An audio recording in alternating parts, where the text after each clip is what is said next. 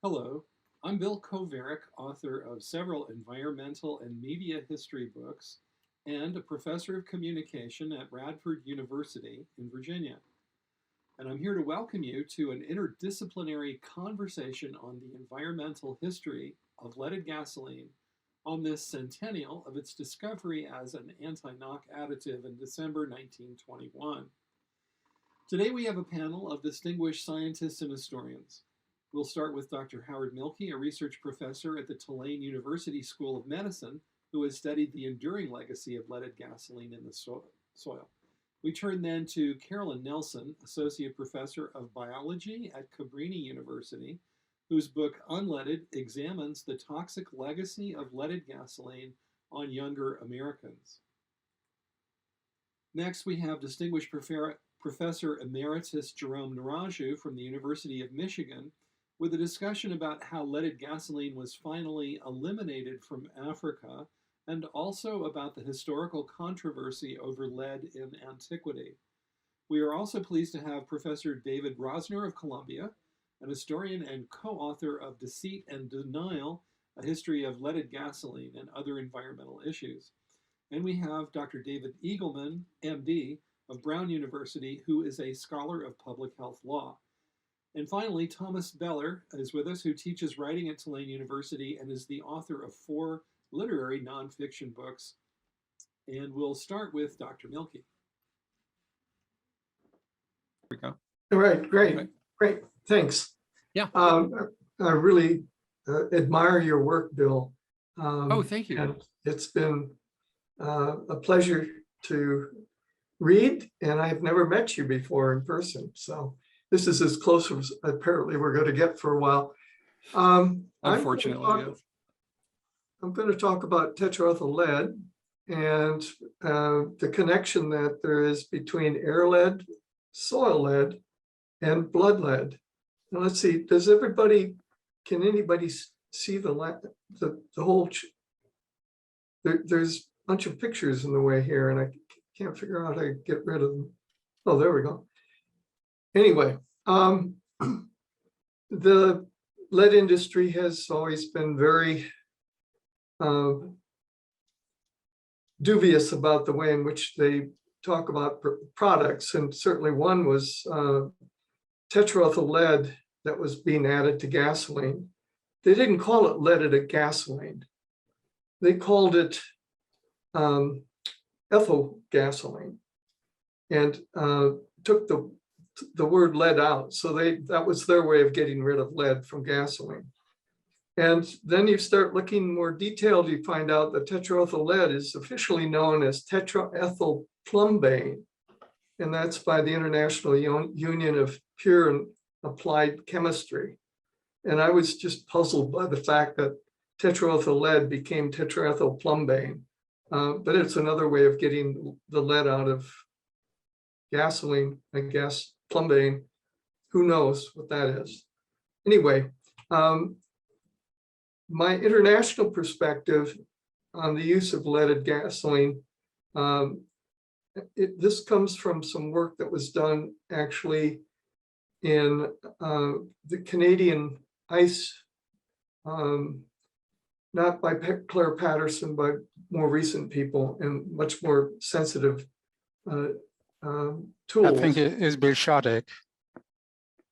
Okay, and I don't have the names of people on there for some reason, but you'll notice that the US had enormous quantities of lead in gasoline. And one of the questions always came up was not only where the lead was used, but where it ended up. And so what I'll talk about, first of all, lead in air as it relates to child exposure, and then I'll go to lead in soil as it relates to childhood exposure, and then come to the realization that, in fact, air lead, soil lead, and blood lead are all related to each other, very closely associated. So the changes in air lead certainly mattered enormously. And I became very interested in this because in 1984, it was actually 83, the Minnesota Legislature tried to ban the use of lead in gasoline. And they did this on the basis of research that I was involved with. We noticed that I worked with the health department.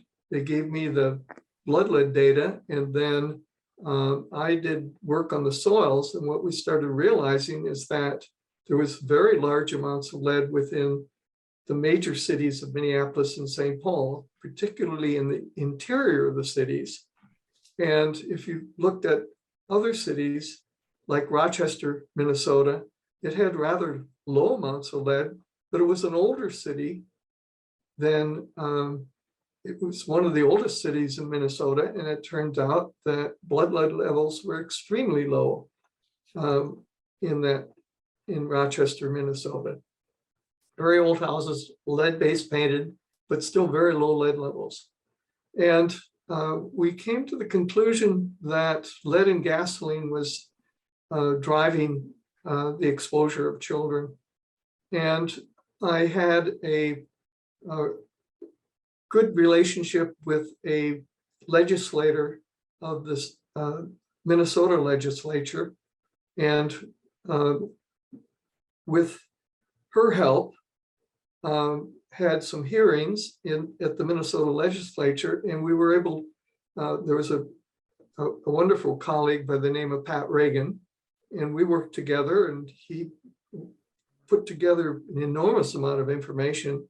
And what we discovered was that we really needed to get lead out of gasoline. How do we do this? Well, the legislature said, no problem, we'll just ban lead in gasoline. No problem at all. It was impossible because it was illegal for the state of Minnesota to protect its own children from the exposure to the lead aerosols. So the Minnesota legislature then petitioned Congress to get lead out of gasoline. And the petition was heard, the hearing was in 1984, June of 1984. And the interesting trouble started about that period of time. The hearing was shut down while I was giving my testimony because there was an objection to that. I came to the hearing to talk against the bill of the person who would put the hearing together. And I didn't have a clue as to that Durenberger really was writing a bill that allowed lead to be used in gasoline until 1996. And I said, no, we can reduce it right now. And the outcome of that was ultimately that there was a rapid phase down that took place in January 1st, 1986. And the EPA did organize the effort to get lead out of most gasoline at that point. And there was a very rapid reduction that took place in lead in gasoline. So 10 years later, an article finally showed up. And again, I don't seem to have the article listed on my screen. I think it was by Anist. And what they showed was the difference in the NHANES blood lead between 1976 and 1980 and 1988 and 1991 after the rapid phase down of lead in gasoline. And you can see very easily that lead in gasoline was an extraordinary problem. And this wasn't only lead in gasoline. Of course, other things were done. Lead was taken out of solder for canning. Again, Claire Patterson was involved in that process. But lead in gasoline was a major component of the amount of lead aerosols. And we now realize that lead aerosols are very easily inhaled and they go right into the bloodstream.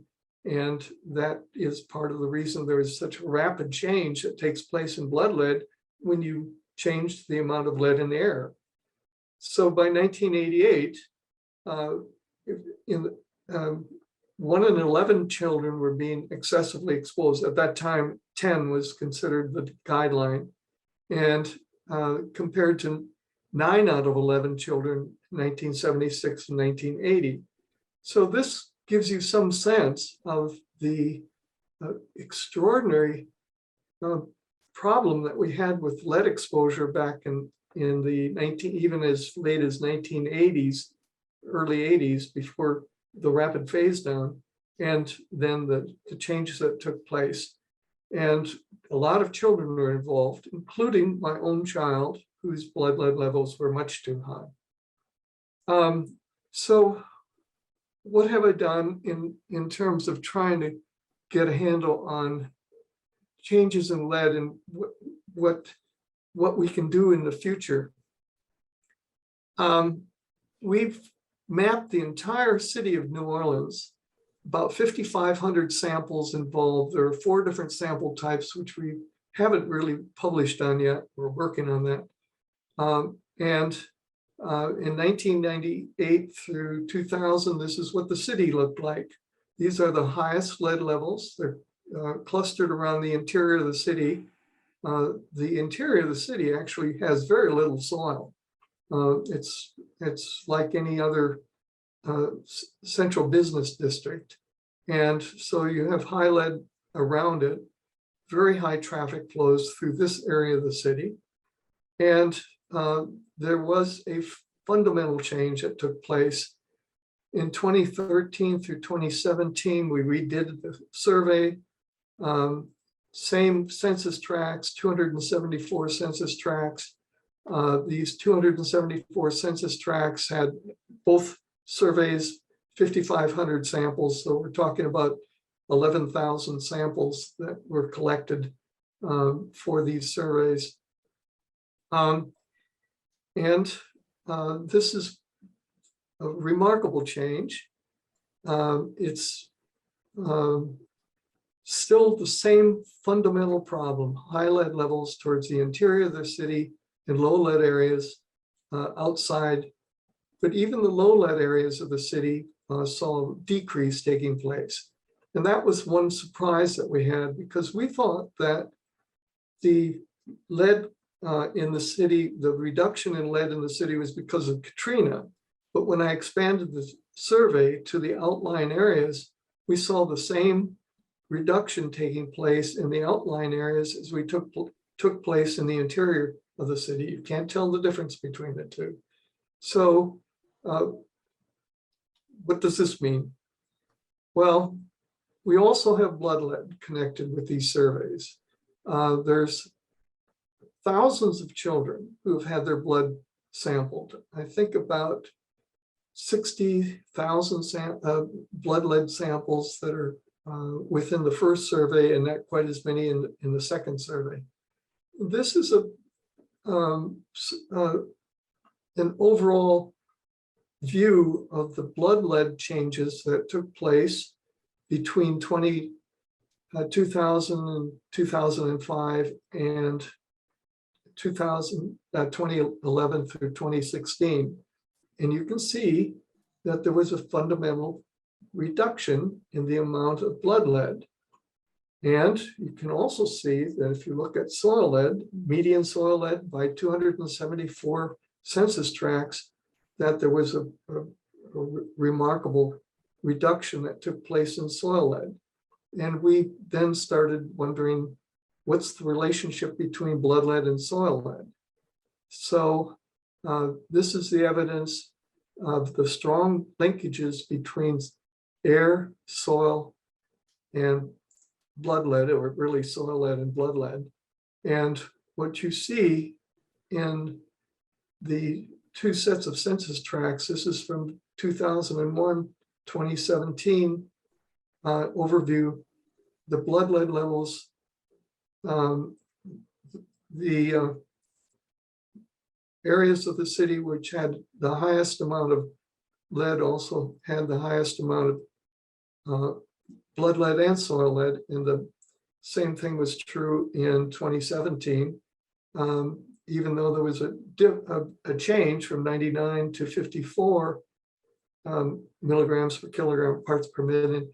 Blood lead also saw a change in the median change from 3.6 to 1.3.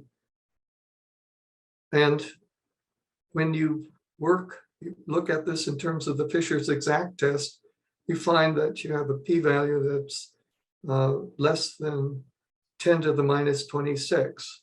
And based on that p-value, we realized that the decline in blood lead is, in statistical terms, that's not unrelated to decline in soil lead. So blood lead and soil lead are really going together. So what can we do about this? Well, a conclusion would be that we need to figure out how to change the soil in the city. And it turns out there's a number of different projects taking place in the United States on soil lead.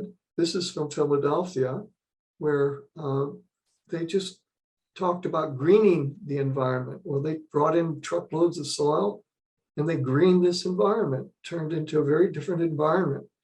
And what they noticed is that the mental health of the community of adults, or at least the adult community, had better mental health characteristics. They didn't really look at blood lead changes in children, but if we did enough of this over the interior of the city, we'd see a remarkable change in the blood lead of the people in the city from just from the soil lead alone. So the conclusion I've come to is that you have to make the environment safe for children. And the question is, what is safe? And actually, we have some insight. If you look at 100 parts per million in soil, you'll notice a very steep rise in blood lead below 100 parts per million. So if you want to come up with a safe level of exposure, it's got to be something, excuse me, on the order of 40 to 50 parts per million. And right now we have a standard, which is totally out of date, of 400 parts per million. So that sort of concludes what I have of current research on the topic. So does anybody have any questions? I'll stop my sharing. That's fascinating. I have a quick question for you. So when we get to the point where you've got a concurrent blood lead reduction and a soil reduction, at the same time, is this some sort of function of erosion or of compaction of soil? I mean, what's the mechanism that explains it? The mechanism is really under review by some soil scientists right now. There's a group at Duke University who's very interested in this. And there's a group of people in New York City that are working on construction soil. We're not sure what's taking place. I think it's bioperturbation taking place, whereas soil is gradually turning over, and there's also clean material, or when plants are pulling up material from below the soil and are dying off, the soil surface is gets the benefit of lower lead in the organic materials. And so I think it's something like that. The good news is that it's actually happening. The bad news is that there's still an enormous disparity. Something on the order of 20% of the children had blood lead levels above 5. And so you can imagine that above 3.5, which is the new reference value, there's going to be a lot of children still above the reference value. And that's it. There are a number of cities that have noticed that they take lead out of gasoline, blood lead levels come down, and then they become static and they don't get any lower. And the question is, where's the lead coming from. There's some excellent work that was done in London in which they looked at lead isotopes, and they happen to have the good condition where there's only one lead isotope in the gasoline in the 20th century. And they're looking at it 20 years later. London banned leaded gasoline in 1999. And when they look at the air lead in 2021, where I think they did the research around 2020, what they found is the same isotopes that had been emitted from the use of leaded gasoline in the 20th century before 1999. And there was a match between the environment of the past and the current lead isotopes in the atmosphere. And that was in PNAS, fairly recent article. Yeah, can I ask a question? Sure. Okay, when you talk about the guideline for lead in soils, it has to be site specific.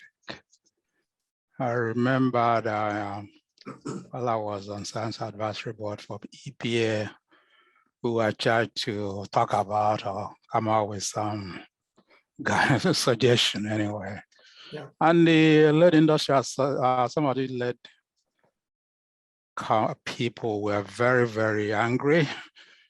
And they kept pointing the Leadville. Remember the Leadville, where the baseline concentration of lead in soil is about 1200 ppm. And so they kept dragging us back to what do you do with some of these anomalous sites when you're setting your guideline. Again, I'm not really when they said the guideline should be about 100 or 50. It has to be site specific for New Orleans, because depending on what the baseline value in Detroit is, for instance, it may in fact be higher than the natural background values you find in the city. I appreciate that. And in fact, the work we've done in New Orleans is all focused on residential property. It is not, there are no industrial properties that are part of this, the research that we've done here. And I'm talking about then residential guideline of soil lead, that it is clearly, if blood lead is rapidly rising below 100 parts per million and then levels off, the question is at what point, what lead level in the soil would be safe enough that there wouldn't be tracking of lead coming into the house, track or aerosols, re-entraining lead from the soil into the air, and that's the next kind of quandary that we have to work through. That's what we see in New Orleans, and we also saw the same thing in Detroit. We had a sample set in Detroit in which we were able to duplicate by census tract, same techniques that we used in New Orleans, and saw the same reductions taking place in both soil lead and blood lead.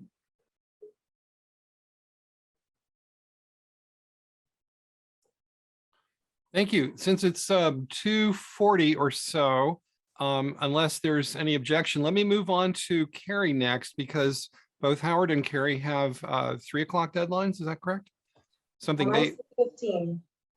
3:15. So, and welcome, David. Good to see you again.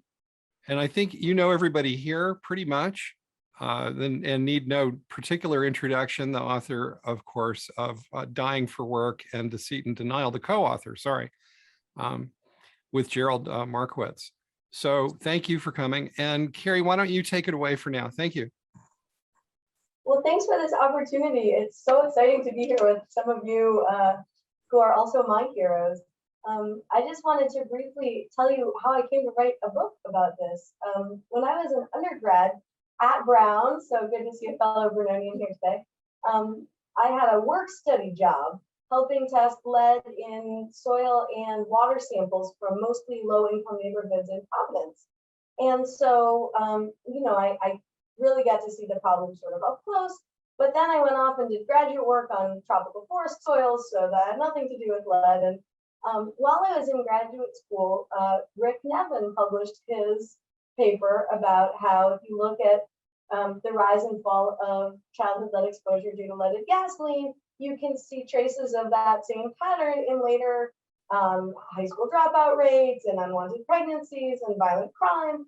And at the time, that paper really influenced the way I thought about the experience of my generation. So I was born in 1976 in St. Paul, Minnesota, and lived in St. Paul and Minneapolis for 76 to 79. So while Howard was there learning that all the children were being exposed to huge amounts of lead, I was a toddler being exposed to huge amounts of lead. So that paper really changed the way I thought about sort of the history of my generation and the challenges that we faced. And I incorporated it into sort of how I think about the world. And then 6 years ago, I was hiking with some friends from church, and we were talking about changing rates of violent crime. And I said, oh, and of course, there's the lead effect too to consider. And they had no idea what I was talking about. These well-read, well-informed folks had never heard of this connection. And I thought I should write a book, which was hubris and ridiculous. And I, in retrospect, had no idea what I was getting myself into. But I did end up writing a book that was published in September by Rutgers University Press. And it's intended to, oh, Howard, thank you. It's intended to be for a non-expert audience, really talking about the history and legacy of leaded gasoline and the damage that it did to those of us born in the 60s and 70s especially, and the ongoing effects of that damage and the ways that those effects have changed the history of my generation and a lot of aspects of American history. But it's also about the heroes like some of you who fought to get the lead out of gasoline and the immense good that that did. I mean, Howard's graphs just speak volumes. And the fact that the generation that came after mine was raised in a much less lead contaminated environment. And we can see some of the effects in their own cognitive and behavioral outcomes.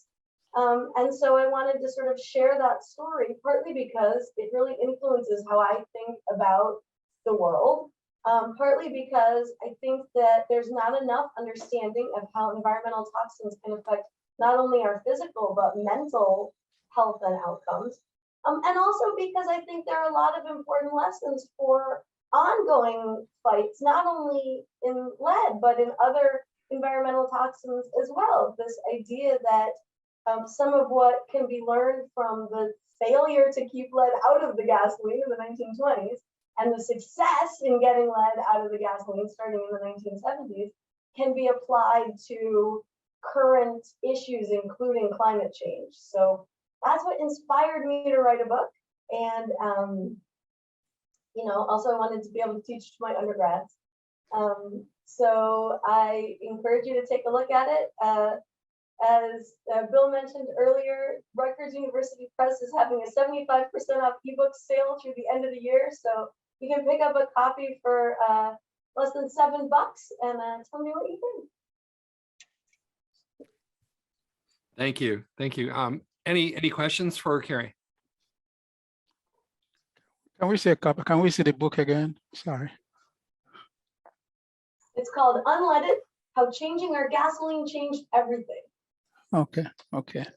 Now I we have originally thought I was going to write a book about this relationship between childhood lead exposure and violent crime. But as I was researching the book, I really expanded to look at other outcomes as well, because I think that the educational outcomes are also an important harm that was done to my generation.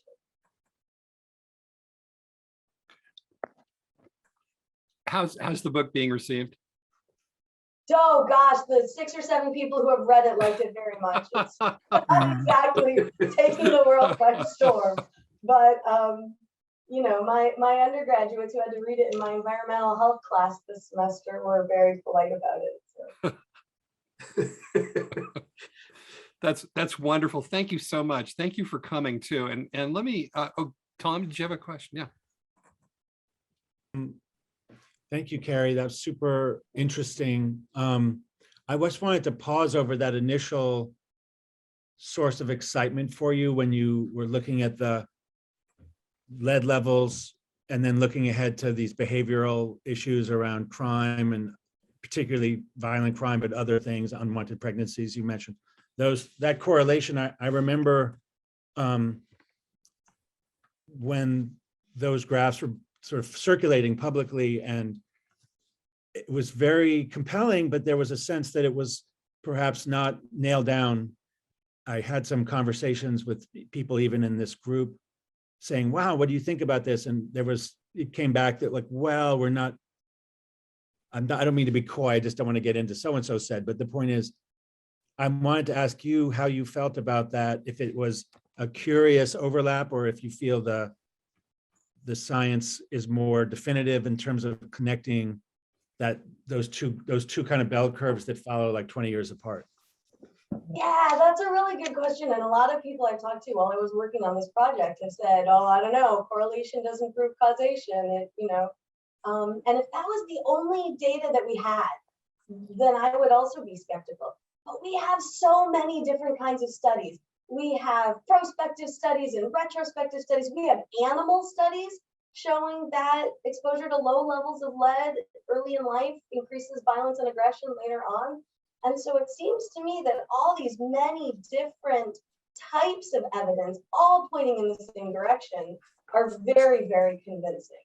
You don't just have to rely on these correlations to believe that being exposed to lead in childhood has some impact on later behavior, including violent crime, because there are so many other types of evidence that also suggest that that's true. And I want to interject that there is a publication, let's see, this PNAS 2021. When did I pick this up? It's fairly recent. The title is The Impact of Childhood Lead Exposure on Adult Personality, Evidence from the United States, Europe, and a Large-Scale Natural Experiment, which was of course, the increase and then decrease of lead in gasoline and exposure. And it's, it includes areas that didn't use lead-based paint after the 1920s. And so, it's narrowed down to just the exposure to the atmospheric lead. One of the arguments that people get into is how much of the change in violent crime can be attributed to childhood lead exposure. And here, I think that a lot of the arguments people are making are based on a fallacy that causes of complex behavior like violent crime can be divvied up like wedges on a pie chart. And we know that's not true. If you're exposed to lead in childhood, it damages your brain in such a way that you're going to then be more susceptible to other influences that also affect violent crime. You can't tease apart family trauma and lead exposure or neighborhood violence and lead exposure because those two things are going to influence each other. And so I would not put a percentage on it. I wouldn't say that rise and fall that we saw, peaking in the 90s and coming down after that was X percent due to leaded gasoline. I think it's clearly a significant and notable factor, but I don't think you can tease apart a specific amount.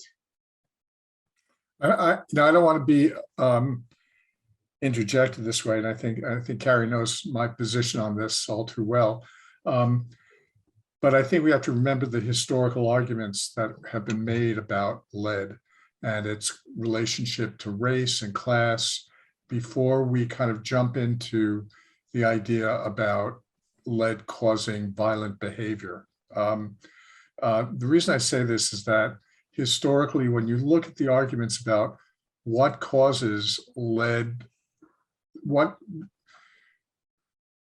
lead is causing the social disruption, we see the industry itself manipulating race and class issues in a way that often are reflected in debates about science. And specifically, you know, I just remember ILSRO, the International Lead Zinc Research Organization, that famous organization, making arguments exactly like this in a parallel way, saying that lead paint was the problem. And I remember the lead paint people coming out and arguing that the lead in gasoline was the problem. And it's changed positions. Each organization changed positions, literally depending upon the market of lead. And they were all blaming Black people and poor people for having this problem due to the other part of the industry. Everyone was pointing at it.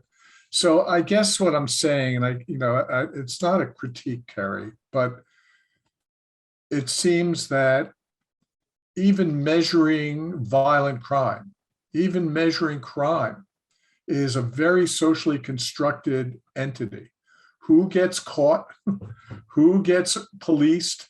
How, we have to be totally aware of that argument today, especially in light of all the things that are going on today and all we're learning about how police treat different classes, different groups, different ages, and different populations. So again, my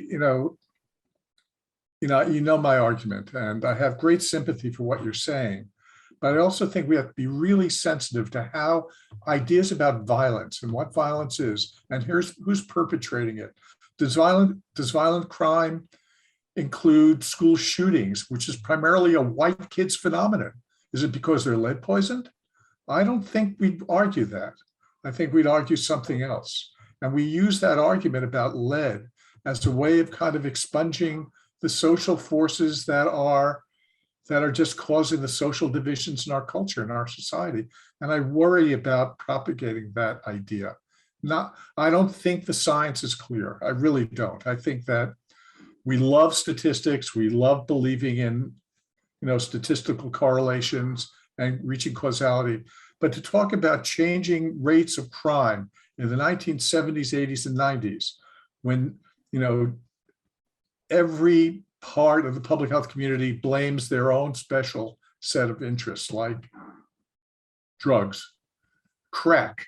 We all look for these externalizing forces that explain crime and explain who's getting caught and what we consider crime, and whether or not the kid on Park Avenue who smokes or snorts cocaine ever gets caught at all, I think means that these statistics don't mean as much as we think they do. And I just want to, caution all of us not to. It's so nice to think of something as socially constructed as crime as due to a physiological influence, when in fact we're talking about a much larger crisis in our culture and our society that's reflected in so many different ways, in so many different disorders, and from school shootings through the gun control and issues like that. I just think it's hard to discern. I mean, we'll never figure out how much of it is due to lead. There may be some influence, but I think there's a bigger set of issues regarding lead that are indicative of the injustices of the society than crime. I think that's a bad indicator of why we should be concerned about it. That's, the injustices of the damage that are done to kids should be the focus, not whether or not it's going to lower the crime rate in a certain generation. I don't think you guys are any more dangerous than my generation was considered. West Side Story was about my generation, right? We were like considered criminals, juvenile delinquents. I had a JD card. I had what was called a JD card. It was a sign of pride in my neighborhood. But that was that those were social moments. And so as a historian, I just want us to be a little sensitive to the idea of ascribing a causal relationship between all these disorders and a substance, and one causal and one reductionist argument. There's a danger in that I know you're not trying to say that, Carrie, so I'm not critiquing you, but I mean, I think that lead is a real serious and terrible class insult, something that's totally preventable, and we should be thinking about it that way, not as a way of solving the problem of a specific problem. I'm not making much sense anymore. I'll shut up, but you got my point. So, Well, yeah. it's my shtick. I wrote it in my review, and you know what I'm trying to say. We've talked about this before. It's really hard to think about how to talk about the violence that was done to children by the lead industry, and the link that's so clearly shown between that violence that was done to children and later behavioral issues that we know are related to lead exposure, without being accused of making the argument, well, a crime is just because of lead, which is obviously ridiculous.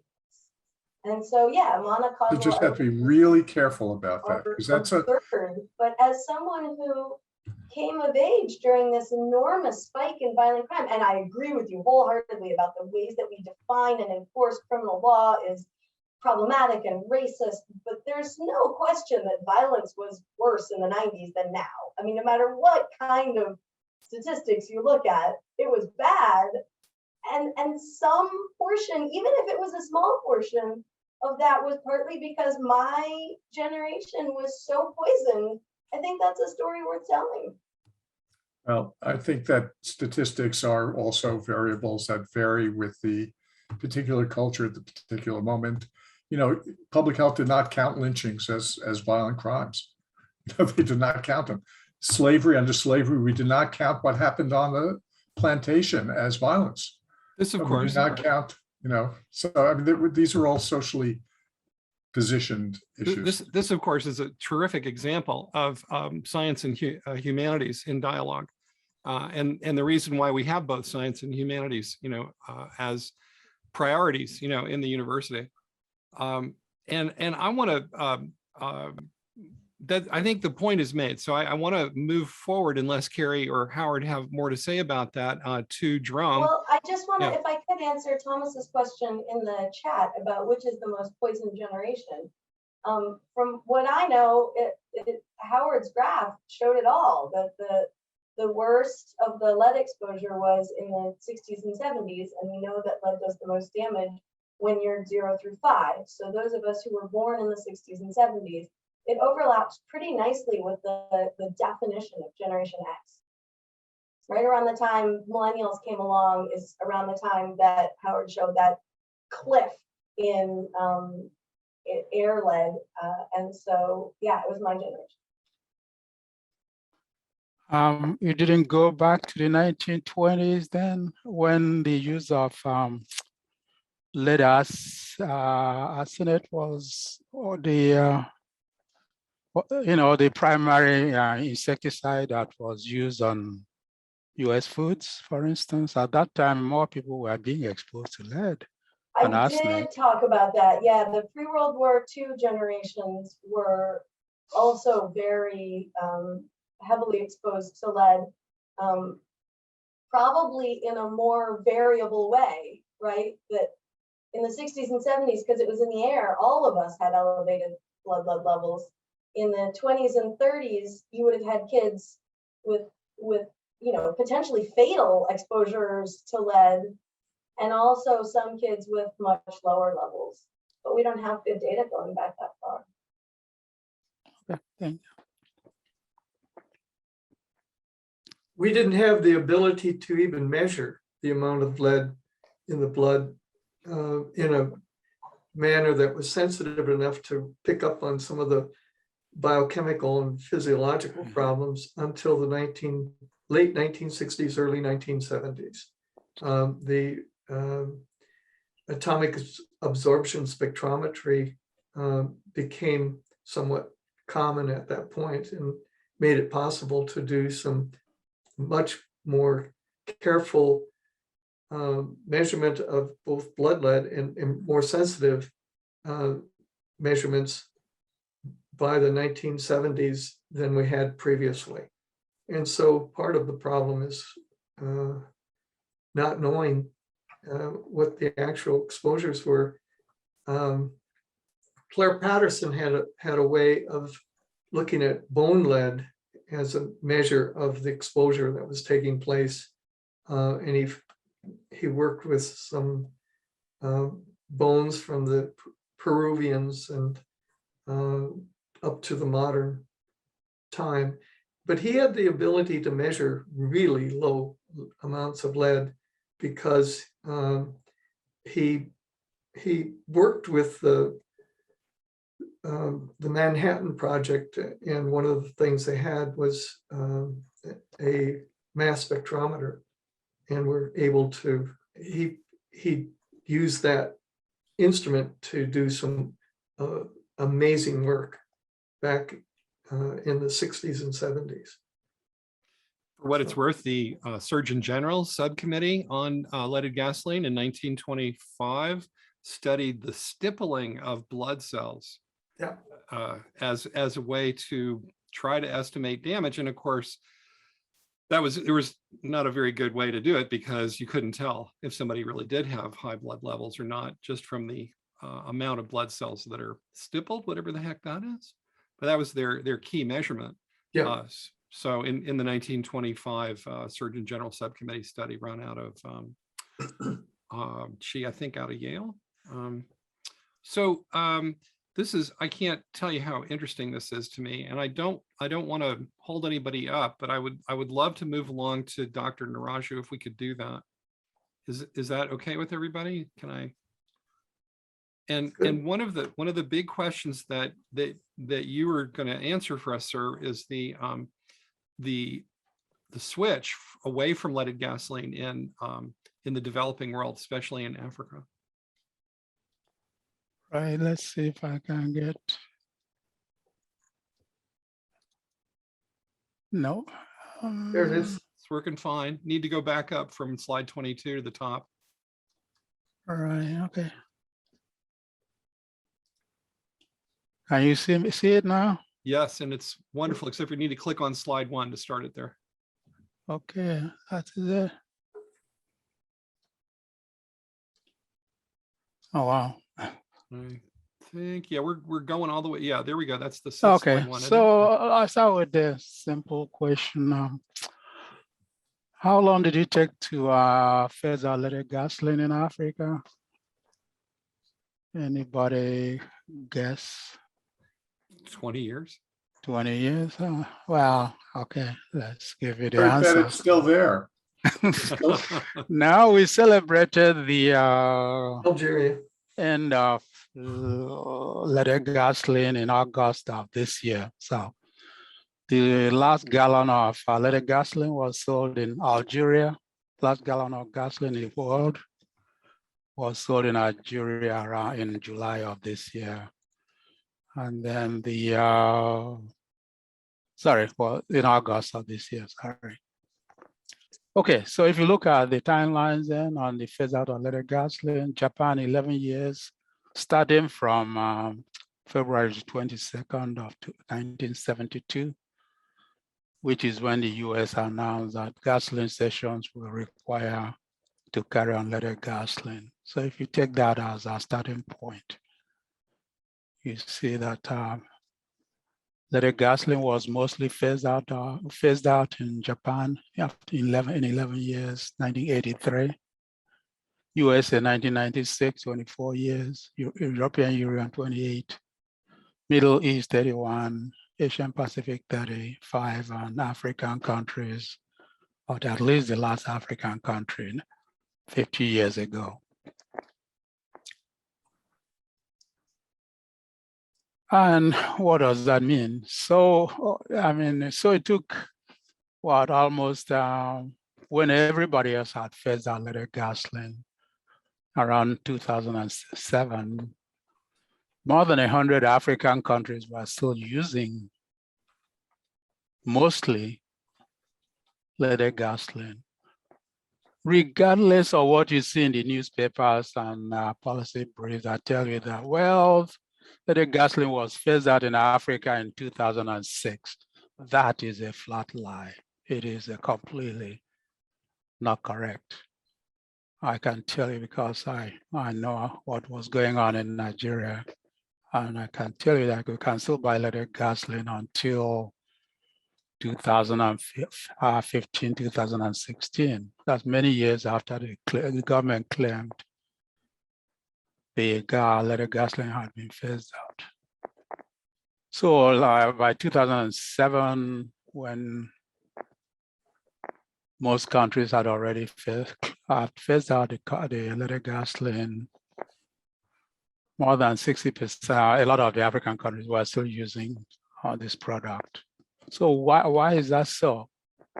Well, the problem is because at that time, most of the automobile being imported into Africa were these used vehicles that ran on leaded gasoline, right? So, for example, on the average, about 60% of all the vehicles being imported into Africa around 2007 were those that used to run on leaded gasoline. In some countries, it's like Kenya, almost 100% of practically all the imported vehicles were run on unleaded gasoline. And here is Nigeria, for example. Here is their automat, typical automat, where they are selling these old vehicles, vans that were imported from overseas. And I give Nigerian mechanics a lot, African mechanics in general, a lot of credit. They are fantastic mechanics. Doesn't matter the shape of the vehicle you have, they will in fact tear it apart and put it together so it will run. And so the fact that you're importing these abandoned non-functional vehicles into Africa really didn't phase them. They were more than happy to improvise, somehow got these vehicles to run. And the good thing too was they had become very familiar with these old vehicles and could actually work wonders with them. And so where were these imports coming from, these old cars coming from? Mostly from 3 countries, Japan, European Union, and USA. About 1 million vehicles a year were imported from Japan, 500,000 from the USA, and 1.5 to 2 million vehicles from the EU. And to show you the conditions of these vehicles, here I'm presenting figures that show the age and whether in fact they are roadworthy or not. Again, the average age around was 11 to 15 years for Nigeria and Gambia, but for the other countries, 16 to 20 years. Again, we're talking about importing really, really old vehicles. And well, again, this is just a survey done by the Dutch, a company in the Netherlands. The Dutch was one of the major exporters of these old, abandoned, and useless vehicles to Africa. They show that in general, most of the vehicles that they found exported to Africa were not roadworthy. They failed all the most of the emission tests. And of course, if you've been to Africa, you know these old vehicles belch out plumes as they drive around. And most of those plumes actually contain, mostly a lot of lead aerosols. And what again we need to consider is that most of these vehicles were not properly disposed of. So they were just indiscriminately dumped around the yards and, you know, marketplaces and so on. So they are simply represented hazardous, you know, disposing of hazardous material in these African countries. So, and to show you what the extent or the impact of these imported vehicles on the emissions of lead into the atmosphere, here's a compilation or an inventory I did in 2000 for the year 2000. You see that leaded gasoline was, combustion of leaded gasoline, sorry, was the primary source, accounting for about more than 50% of all the lead released into the air in Africa at that point in time. On a global basis, then, you see Africa had become one of the major emitters of lead into the global atmosphere. I know that by about 2005, Africa became the dominant emitter of lead into the global atmosphere, exceeding, in fact, by far, exceeding emissions from China, Asia, and Europe. So something to be proud of. Africa finally became #1 on something, right? So, and some of you have seen this, I'm sure. This is, you guys know more about this than I do. So many urban areas in Africa also had very high levels of lead in the atmosphere. Here's a study we did in KwaZulu-Natal, Durban, KwaZulu-Natal, and the levels are quite high, from 0.42 to 1.8 micrograms per cubic meter, compared to only 0.03 microgram per cubic meter in rural areas. So there was no doubt that the burning of leaded gasoline was having a major impact in terms of the ambient levels of lead in the urban areas. And when you think of what are the impacts, well, think of the exposures of a typical American child, right? In winter, it's inside most of the time, and in terms of contact, is mostly inhalation of airborne lead. In Africa, this is what you see. This is a normal lifestyle. Kids play in the mud. And a lot of this mud, obviously, especially in urban areas, are heavily contaminated with lead. And so you can see why a typical African child was much more susceptible to lead exposure than a typical European or American child. And there were other factors too that contribute to the exposure of African children to lead.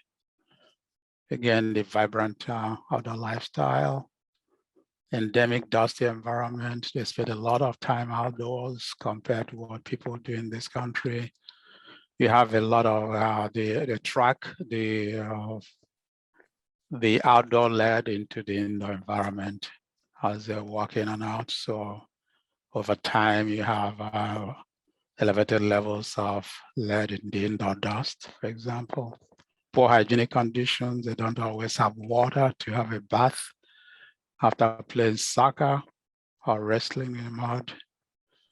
Again, a scarcity of water. Then you have these widespread cottage industries, homeworks that sometimes use leaded gasoline. And one factor is this heavy reliance on portable generators. Power was not always very reliable in many of these African countries, and a lot of people simply use generators for lighting and for air conditioning. So that meant then that, in many cases, the generators were kept indoors. So you can imagine the levels of lead indoors in a typical house was using a generator for lighting or heating or cooling. There are other confounding factors which I don't want to go into, like malnutrition. But the thing that struck me is that the relationship between lead in gasoline and lead in blood of children in Africa. So this is just an example where they looked at lead in gasoline versus and lead in blood in Athens, the square boxes, Mexico, which is round circles, and then Christchurch, New Zealand, red lines. So you see that with the European and American communities, there's a sharp drop in blood lead levels of children when you phase out the lead in gasoline. With Mexico, the drop is not as sharp. This is Mexico. For Africa, in fact, the decline, in fact, was not, in fact, almost flat, was not very steep at all. So it means that, in fact, the impact of phase out in lead in gasoline on blood lead levels for children in Africa was much more subdued than what we are finding in many of in Europe and North America. And then the consequences then is when unfortunately, I didn't take out anything, so that was good. It was difficult to explore the impacts then of this the fact that the decline is not very sharp. So the question then is, what was driving the export of the cars that run on leaded gasoline? Well, the first thing, of course, you can think about is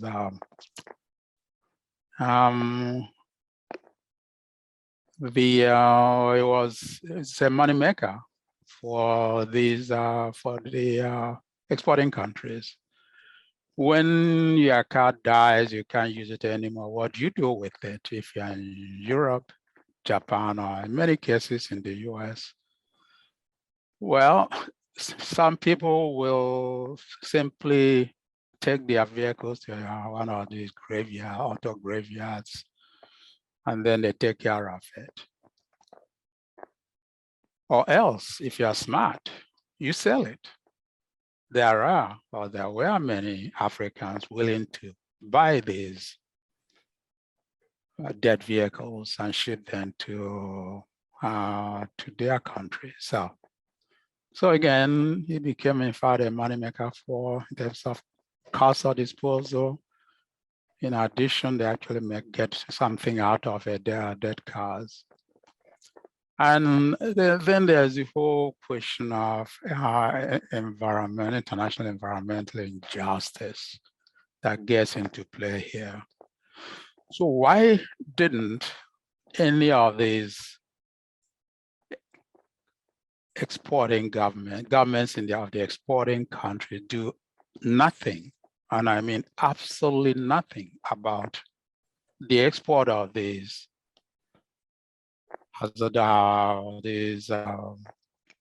dead vehicles to African countries?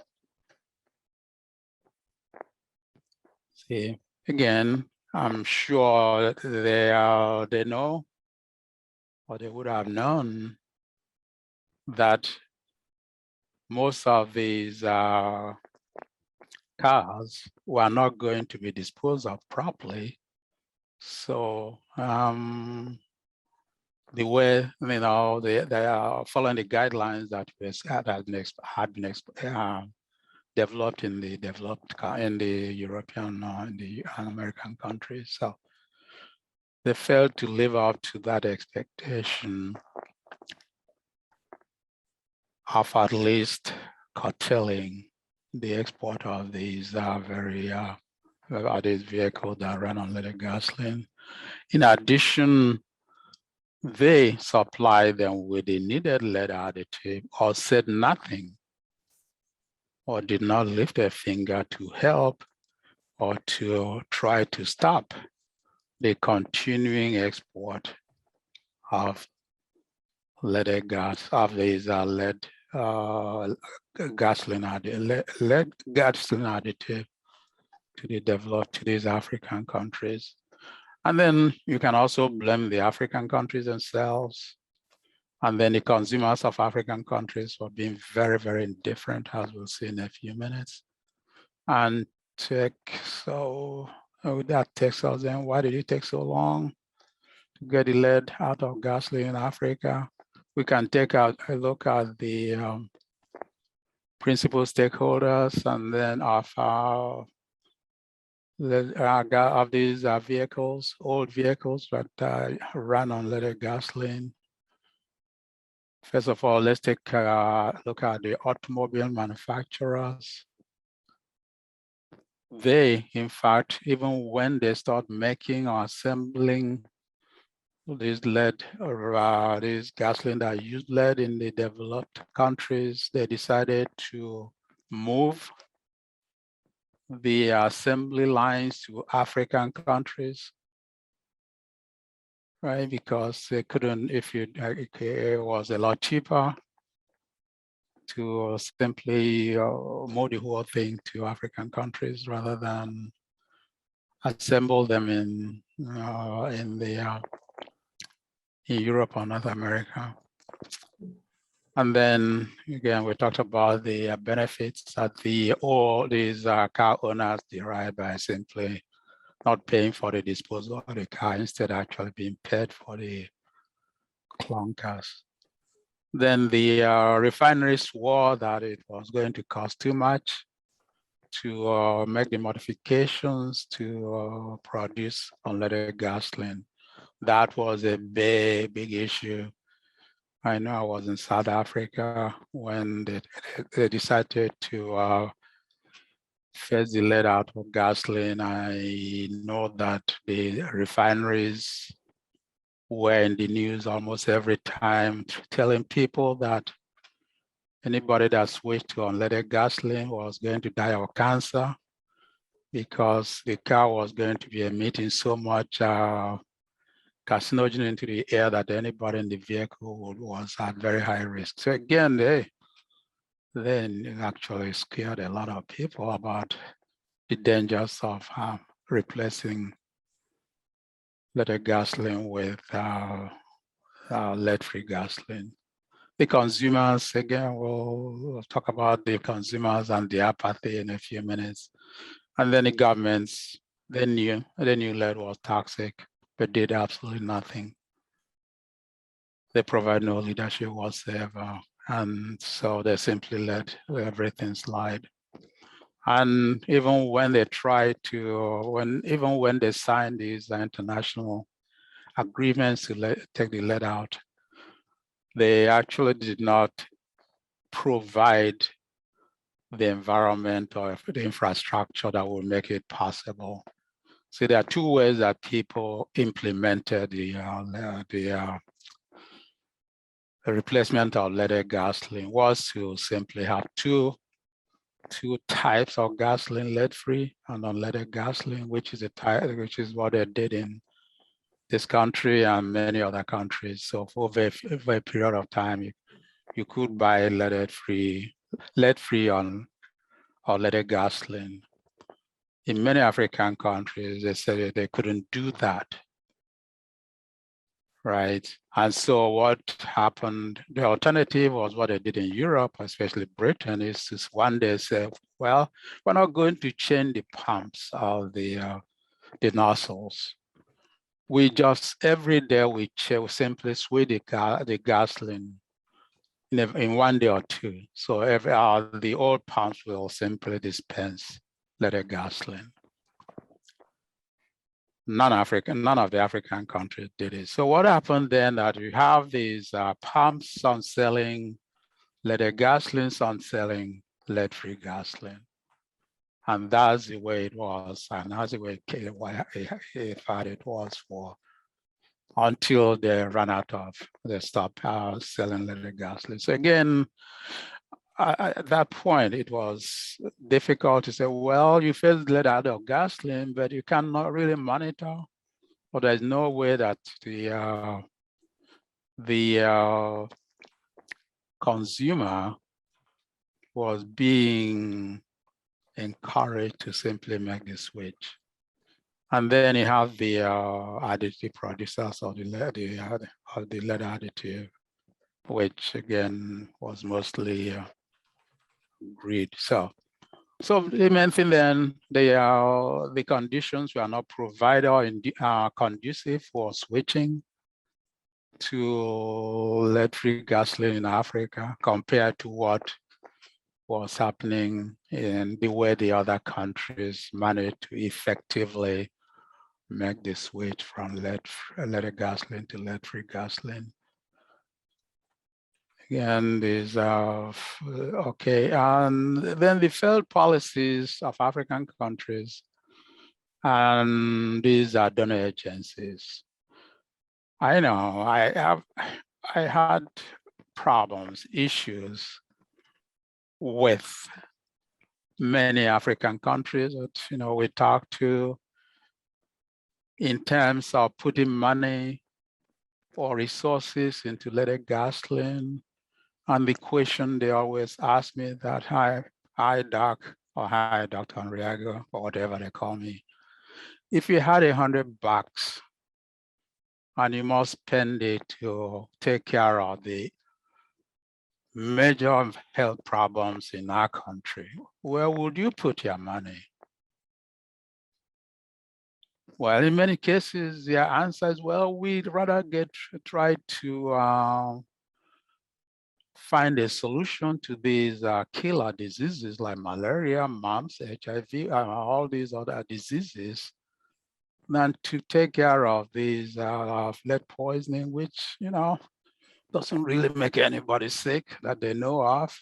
And very few people can point to too many children that were dying of lead poisoning. So again, that was, a big stumbling block. And that's the way they treated leaded gasoline, because again, why spend money to take the lead out so you can protect children from a disease that is not fatal, mortal, that doesn't really kill them, when you can spend the money on other more pressing health problems. So again, and even the World Health Organization for years, especially their African office, would not and did not support any programs on childhood lead poisoning or aim to, in fact, take the lead out of gasoline.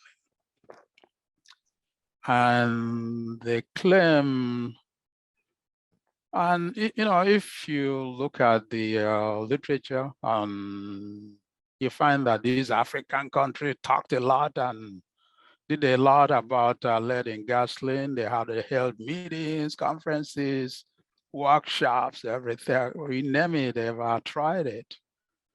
But at the end, when it comes to actually doing something concrete, few of them did.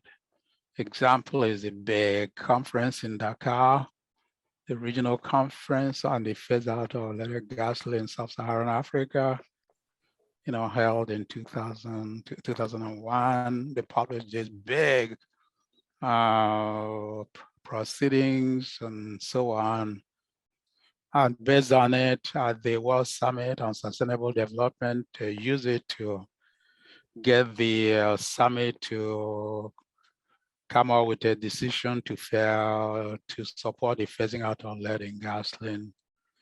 Incidentally, I was at the summit. I was actually an official delegate to this to the World Summit. At the time, I was on the board of directors of Alliance to End Childhood Lead Poisoning in Washington, D.C. Some of you may have heard about it. They were very, very active in trying to get the lead out of gasoline. And they organized a session and an informational session, handed out pamphlets to encourage, especially African countries, to do something about lead in gasoline. So, and I attended a meeting where these African countries decided or put together the what do you call the one of the recommendations supporting the phase out of lead gasoline. So interesting meeting.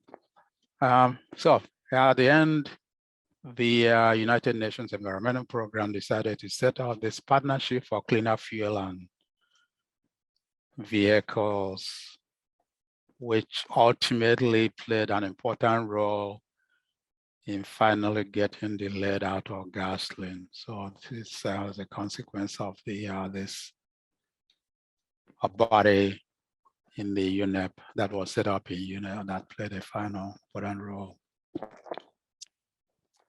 The public apathy in Africa, I found, was rather was surprising and, well, a little bit uncomfortable with. You talk to people, the kind of thing you hear is that in real world, under normal motoring conditions prevailing in our country, as in Africa, unleaded petrol worked well, if not better than in their vehicles. Why is that so? Because you simply destroy if you destroy this catalytic converter, I'm not really sure they actually see or felt that it was affecting the performance of the engine in any way. Destroying the catalytic converter simply increases the emission of these carbon monoxide and these ozone depleting gases into the atmosphere, CO2, sorry, into the atmosphere. And that's carbon monoxide, and amines and so organic compounds into the atmosphere. So they didn't see that a problem. It didn't really, I'm not really sure, it didn't really affect the performance of the vehicles. And what they did to avoid any damage, seeing any effect was increase the lead content. So in fact, at a certain point, they were adding things like 2 to 3 to 4 grams of lead per liter of gasoline. So to overcome any negative impact of putting leaded gasoline in cars that run on unleaded gasoline, they simply increase the lead content. So according to them, then they clear. Okay, so yeah. Yeah, and then again, they felt that they didn't really suffer any engine damage because they increased the lead content if they filled out with unleaded gasoline. So,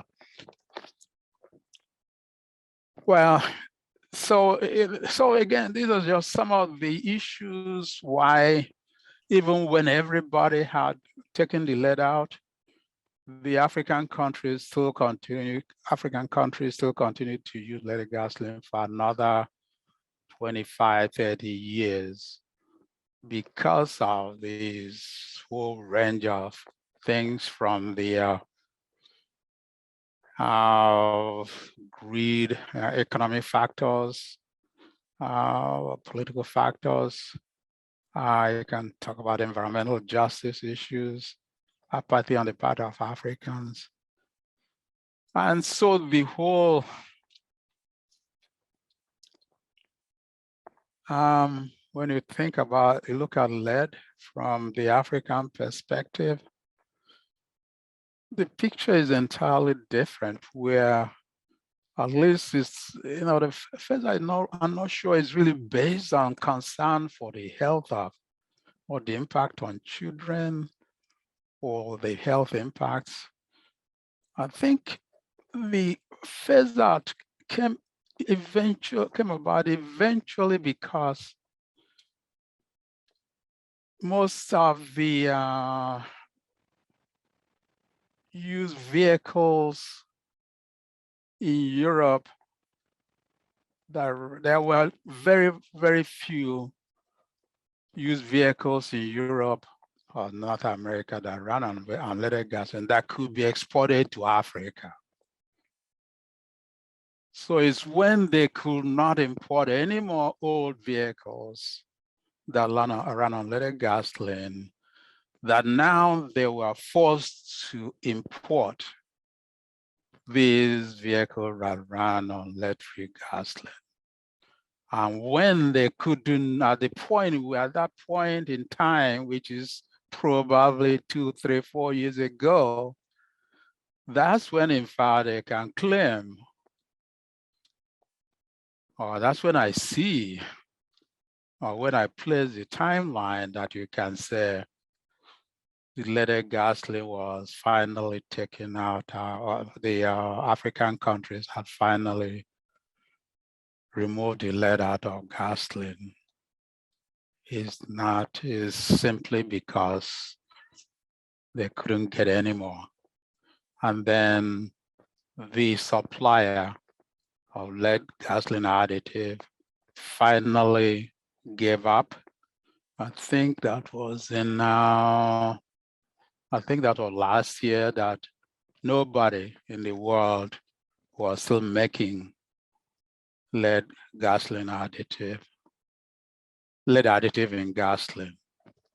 And that's when the last country on earth, Algeria, decided that they had no choice but to declare that they will no longer be using leaded gasoline. Because, okay. Okay, I think I don't want to stop so far. Well, I want to jump in and say that is, first of all, it's fascinating, and it's a reflection on the efficacy of the international system on which so many hopes depended. The Declaration of Dakar, the Basel Convention, which should have stopped the trade in autos as toxic elements in international trade, and did not, apparently. And the humble mechanism of simply running out of leaded gasoline adapted cars, as opposed to anything that happened on the many things that happen on the international level, as being, as you're saying, if I'm getting this right, not only the primary, but pretty much the only serious influence on the use of leaded gasoline in Africa. Is that correct? That's the way I that was my part. That's the way I saw things. Yeah. That's very sad. I'm sorry. That's humbling, in the sense that, you know, we all hope for a concerted, rational United Nations process, and it's a strong critique. So thank you. And I know there are other questions, so I'm going to step aside. David.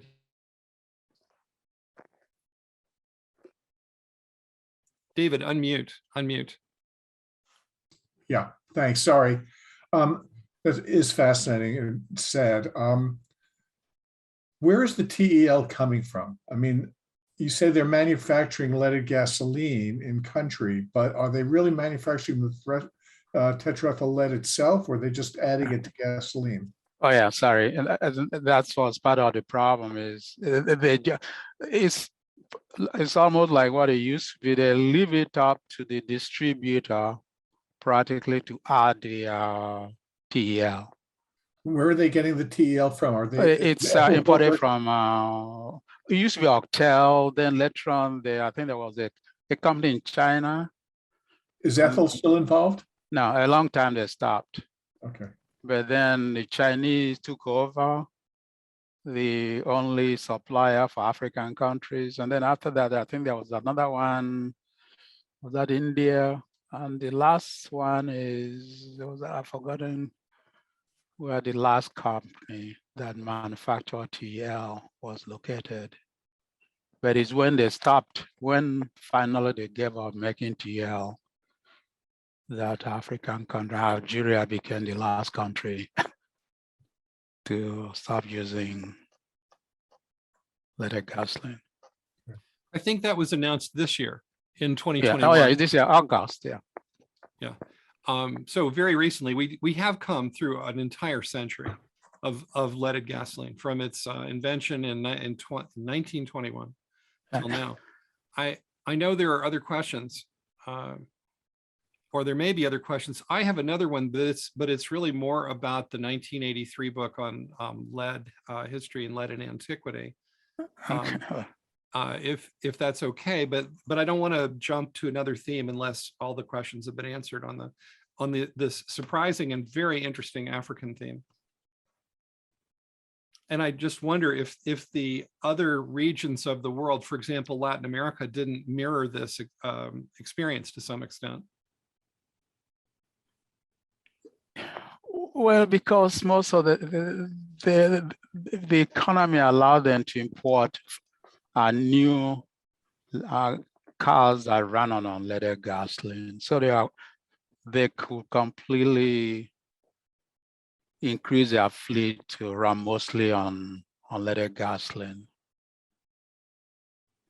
So in that sense, they were able to more quickly completely phase out the use of leaded gasoline. I know we're all struck by the environmental justice issue that we're hearing here. I'm hearing for the first time here. Anyway, it's very sad. But let me shift gears, if I might, to something we were corresponding last week about the reaction to the idea that lead might have been a contributing factor to the decline of Rome, which was a thesis you developed in a 1983 book. And you wrote back that there were harsh critics of that theory, and that you doubted that they had ever really published any serious. They didn't know much about lead poisoning, and they'd never published much that was serious. But I heard also, and I'm pretty sure Dr. Rosner and David Egilman heard a lot too, and maybe Tom Beller as well, of a very strong pushback against the idea that Rome had anything to, the decline of Rome had anything to do with lead poisoning, from classical historians who I thought would have had a more open mind as to the possibility. And they were astonished and surprised that the issue would even come up.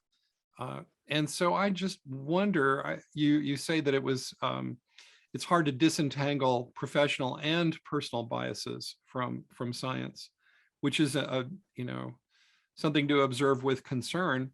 And do you think that there has been better research, and has your theory about the contribution of lead poisoning to the decline of Rome changed over the years?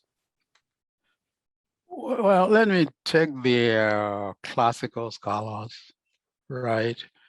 If you read some of their main comment or concern is that I was not trained in classical history, and therefore I should know nothing about Rome.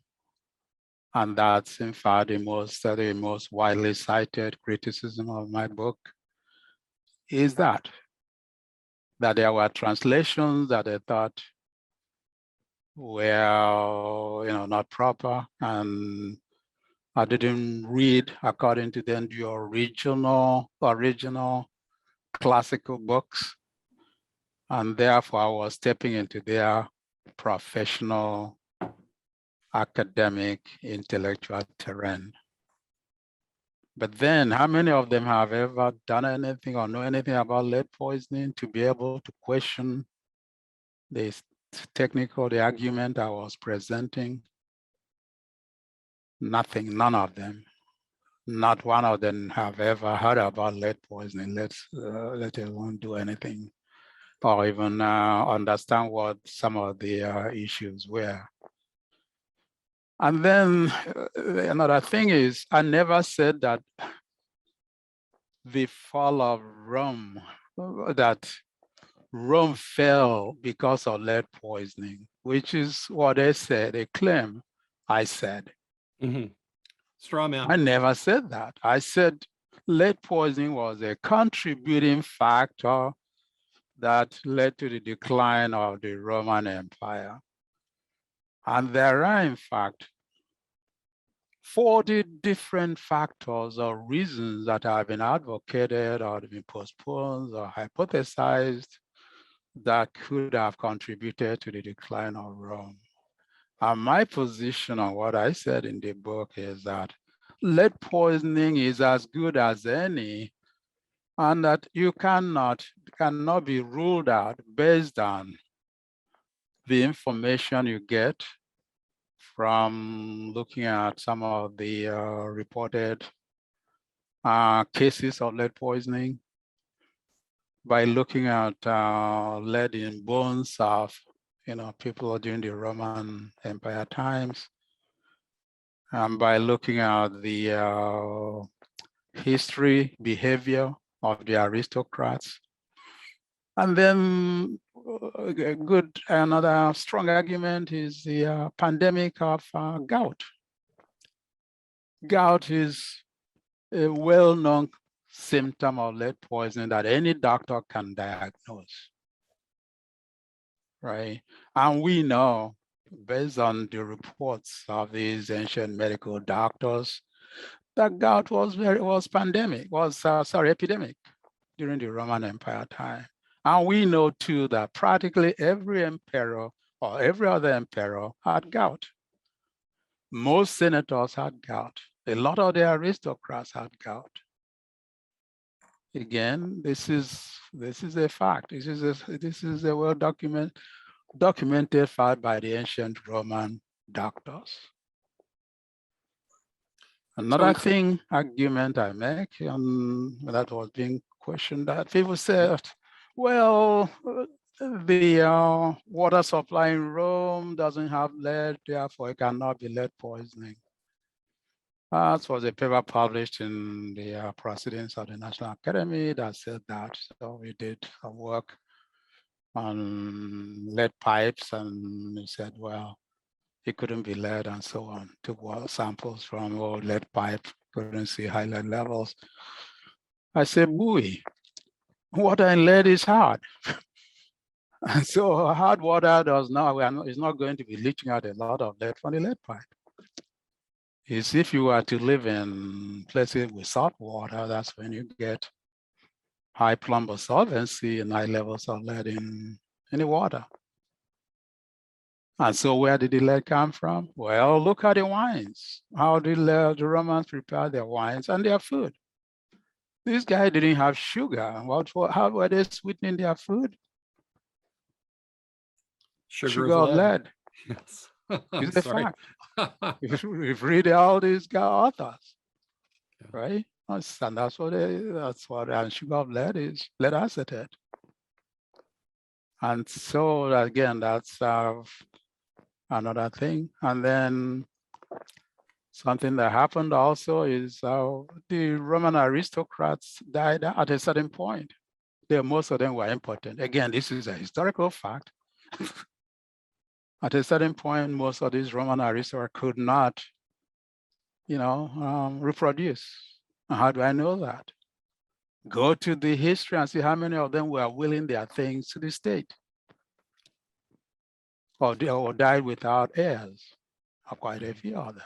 So again, if you put it all together, I think there's, in my mind anyway, a strong case that lead could have contributed in some measure.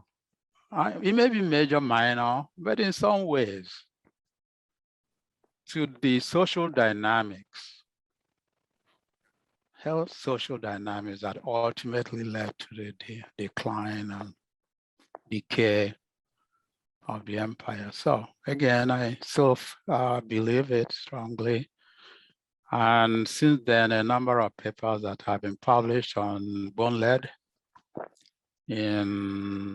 from ancient Roman graves actually tend to suggest that the exposure was quite fairly elevated.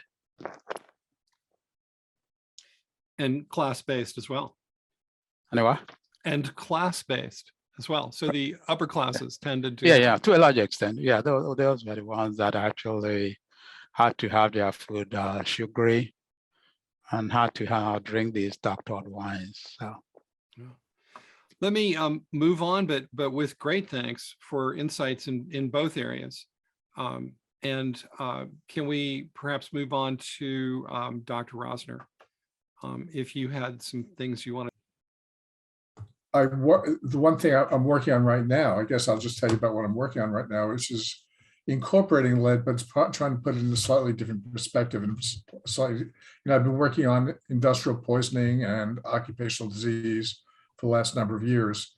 And the book I'm working on right now is called Building the Worlds That Kill Us. And it's really a survey of how we create toxicity and how we create different kinds of situations that lead to emblematic diseases that are emblematic of the cultures we create.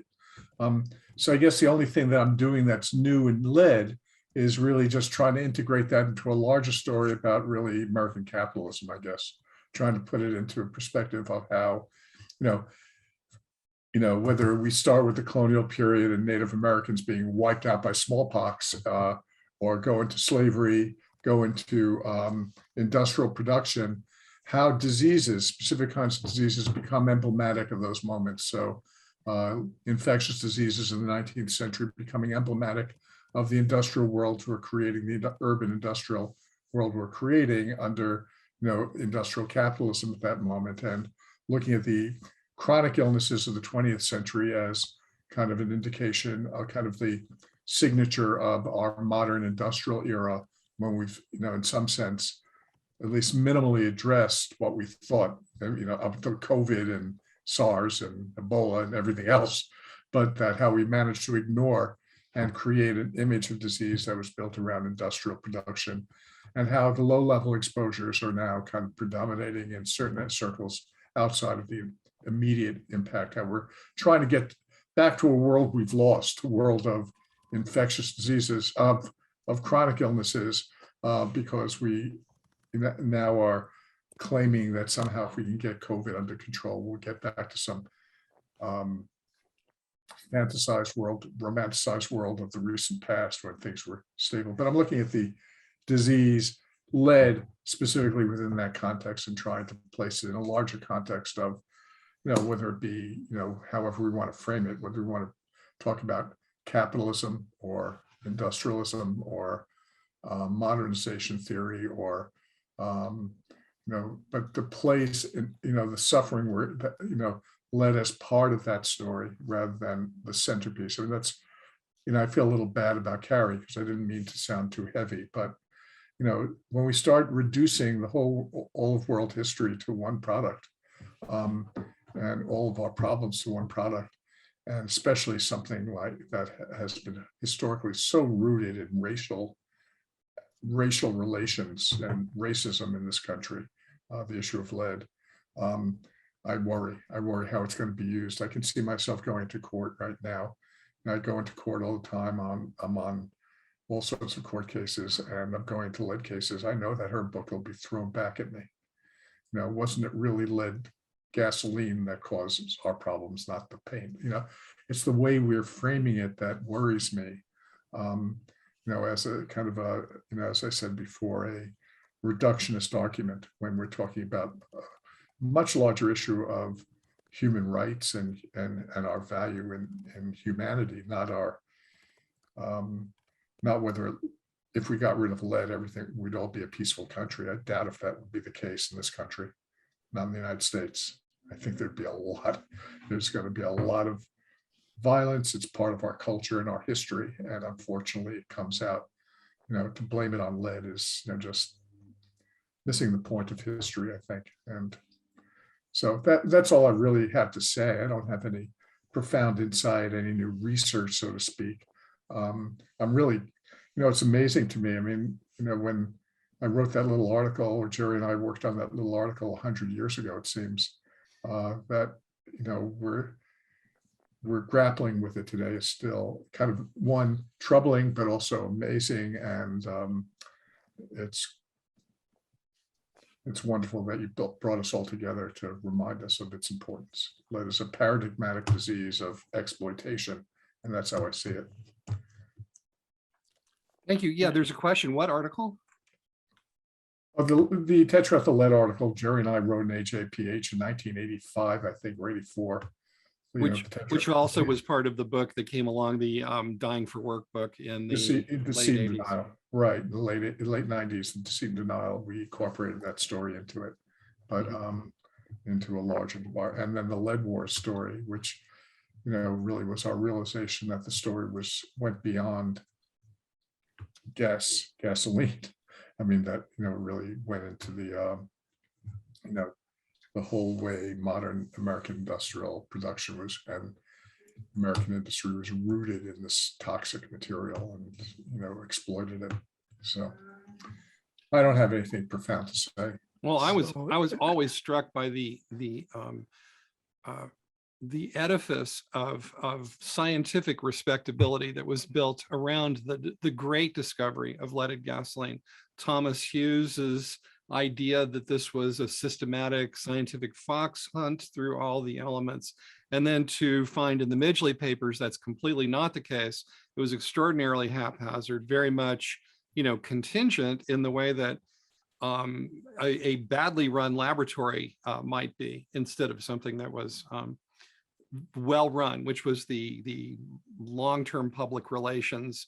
History as public relations, if anybody ever wrote a book about history as PR, this would have been an extremely good example of basically covering up the old story. And of course, as you know, and everybody else here knows, we have never seen the laboratory notebooks or the day-to-day correspondence, with the exception of the Midgley papers at GMI for a while, that opened up a narrow window. But have you followed? I mean, Toxic Docs has thousands of articles from the Keogh archives, and from we've been posting them, and it's quite a collection when you just actually I need some help trying to figure out. This is a European site, and I don't. No, it's our site. It's Columbia site, toxicdocs.org, and just put it up there. Just go into your computer, put it into a URL, sure. toxicdocs.org, and okay. And I would have some to add to it as well, and I'm going to go to that. Well, I was going to say that before I fell asleep, because I'm just so zonked. I really am. We're sorry. No, I'm so Totally I can't tell you. I have a new grandchild, and my nephew's in the hospital. I'm going over there now. I've been just ready. So, but I meant to say that primary documents, it has 19 million primary documents from a variety of organizations and companies. Just take a look at it. It has everything from lead and asbestos and vinyl and everything that we've been getting through these law cases. And we're getting enormous amounts of material. Oh, yeah. From the law cases and from discovery that are just mind-blowingly interesting and just open. I'm so glad you're doing that. We talked about this years ago about, where's the repository of documents. Well, here it is. From these. Okay, if you guys have primary materials, yeah, we'll put them up, and they're searchable. We're developing all these search engines that are going to make, that are really kind of mind-blowing. I don't even understand how they work, but, Venn diagrams that allow you to look up a topic and then see a list of the 50 most important topics or groups or individuals that are dealing with this industry. Yeah, what's the website again? What's the website again? I didn't write it down. TOXIC.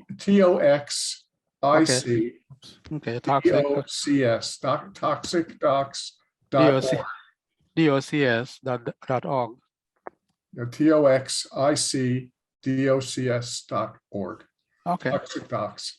And if you take a look at it, you'll see there are 19 million documents up there now. We're going to get another 19 million documents soon, just from the opioid papers. It's just an extraordinary collection, and you'll enjoy it. David Egilman's given us some documents at times, and it's, Barry Castleman's giving his entire collection. So it's going to be quite a collection of everything from A to Z, A to asbestos to zinc. It's actually not behaving for me right now, but we'll get to that. Really? Yeah. Oh, you sure you're spelling right? .org, not .com. Yeah, .org. It's okay. We'll figure it out. It's weird. So David, do you see any parallels between the It's okay. COVID-19 pandemic and lead poisoning in terms of public apathy, for instance? I'm sorry, in terms of There are people public- who are people deniers. Talking Well- about, do you see any parallels between how the public used to look at lead poisoning versus the COVID-19 pandemic? Well, I think that public health tends to try to find ways of blaming individuals and blaming groups for Right. it, Right. and trying to find a way of externalizing the responsibility. I think that, especially in American culture, in American society, that's what we always do. We try to name every problem, blame every problem on a foreign source, whether we call it the China virus, as our previous bloated president called it, to West Nile virus, to Asian flu. I mean, we just do that historically, looking for the person who came and brought AIDS to the US. We tend to find ways of trying to blame the victims and blame others for our problems. So in that sense, I see lots of parallels with lead and the ways that we handled it, in which we try to find ways of externalizing the issue. But infectious disease, well, I'm not going to bloviate on this. I mean, I think that we're going to find ourselves finding excuses for the problems we face and blaming it on. I mean, I guess that's what the issue is with, that I find problematic with focusing just on tetraethyl lead. It's that we'll find a way of making it less of a systemic problem and more of a particular scientifically solvable issue that doesn't force us to address the inequities that create disease in the first place. I don't know how it'll work out with COVID, but with lead, that's what I see the danger, that we'll just think that we've had some halcyon days without lead poisoning, and therefore we didn't have, that's what my problem with Carrie is, that we didn't have bad behavior. I mean, we've been killing people in this country in thousands of ways for centuries. And, the idea that it's just poor people who happen to be exposed to lead is the problem, just is another way of avoiding our problem as a culture, that we create violence, we create problems, we create, these diseases. And, that's really the theme of the book, that it's us, not a germ, not a product. It's us. We created the lead industry. We allowed it to create, this material that got into water, and got into the air, and got into the ground, and got into paint on walls, and, poison millions of people around the world. We did that. It wasn't a natural evolution and a mistake. I mean, that's what I think everybody in this group has been showing. That's not a mistake. It wasn't. No, that's not true. And that's not true that everybody's showing. Yeah, so this was a planned attack on human beings of certain classes and certain groups. I see that as the way to look at it, and with people who have particular interests in that planned attack. I mean, I'd rather look at it that way than to think somehow lead got into the air and therefore we have this problem with juvenile delinquency. When I was a kid, West Side Story was not written because there was no problem with youth going out and stabbing each other. Right? This was, this is something that's part of American culture in a big way. So I don't know. I don't have any good answer to that. It's a great, I wish I could come up with some facile way of talking about it. Yeah, I'm just struck that at least in African countries, there's this denial, right? The denial that lead was causing any particular harm to anybody. And now with the COVID-19, we have a lot of people actually denying that the Africans are susceptible to COVID-19. Oh, sure. Well, that is probably the best and most important point is that, if it's not affecting the group you consider and value important, or if alternatively, if your group happens to accept it as a sign of your political courage, you're going to, that's the message, I think, that, generally it's you can deny it as long as it's not affecting you. Right. And you can say it's not a problem, and we define our problems. Right. I'm really sorry I'm sorry for falling asleep before. I can't tell you, I'm working on it. We were going to edit that part out. Don't worry. Thank you very much. Yes. Bless you, This Bill. is the beauty of this. Yeah, can I toss Tom has a question, Thomas Beller. Actually, why don't you go ahead? I know what I wanted to ask, but you go ahead with your next move, as it were. Well, I was actually going to ask Dr. Egilman, because we had touched on the legal situation between lead paint and leaded gasoline. Legally, it's quite unequal. There have been major lead paint settlements and almost nothing on leaded gasoline. Isn't that true, David Egilman? I think David Rosner knows that better, but I think that's correct. Okay. I don't think there's been any cases against leaded gas manufacturers at all. David, do you know of any? There was I one don't know brought of any. in. There was I one was brought involved in. I was involved in one 25 years ago, and I think it was thrown out by the judge. They just were untouchable at that point. I think that's all legal process slowly eating away at these different parts of that industry. I haven't heard of any others. Well, what I was going to say, I might as well say it now, is that the opioid litigation has opened the door to nuisance suits. And although they were closed in Rhode Island and they closed them in Oklahoma, in other states, particularly Ohio, probably New York, where there's going to be a big verdict tomorrow, probably in the New York State case, which means that it'll get appealed, and which means we'll get some settled law on whether these things can go forward. I'm sorry.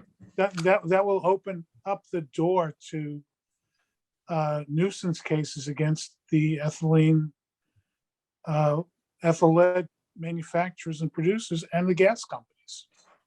I don't think we should give credence to the opioid crisis. I think that the door was open, one by the Rhode Island case, but had to be turned down by the state Supreme Court, but also the California case. That was a nuisance case, and that resulted in $1.1 billion verdict on the part of the judge for California to take lead off the walls. And that was a nuisance case. That was completely the same case as Rhode Island. And I think that's opened up the issue not only for on the opioid issue, but also the huge Monsanto cases that are going on around PCBs on the West Coast. The entire West Coast is suing Monsanto to clean up their bays from PCBs because of the the California case. The California case is really precedent setting that environmental cases can be brought, big environmental cases that can be brought under nuisance law. And so, I think lead should take credit for that. That was the precedent. And it's great that the opioid issue is building on it. But, those cases brought on in Rhode Island and California were really kind of eye-opening, I think.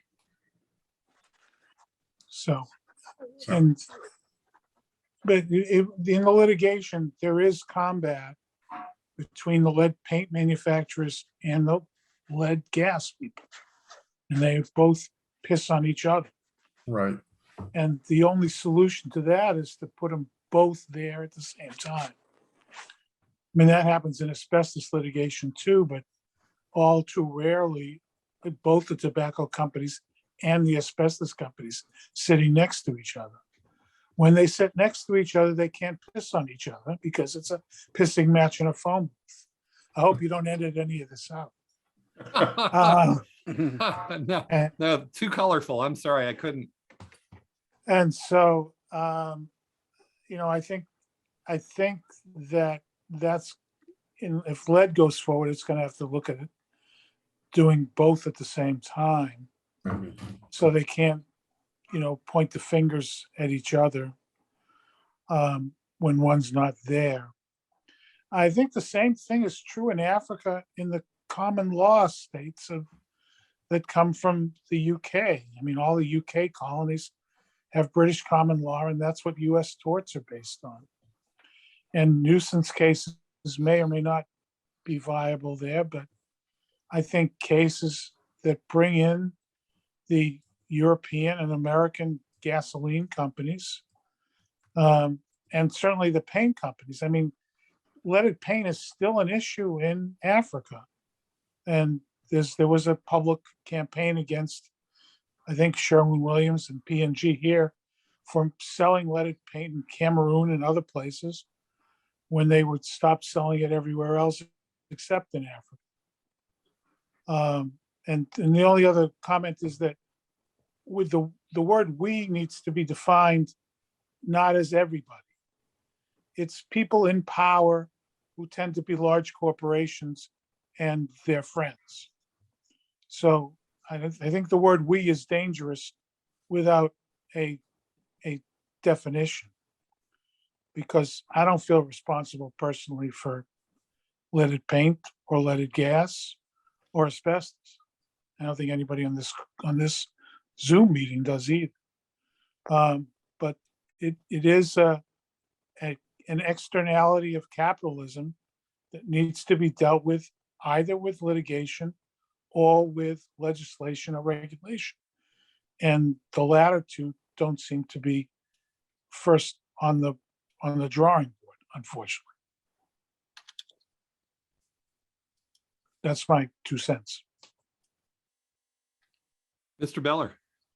Yeah, I briefly, huge thanks. I'm enjoying this, and it's great to be in the presence of people I've gotten so much from, whose work I've gotten so much from.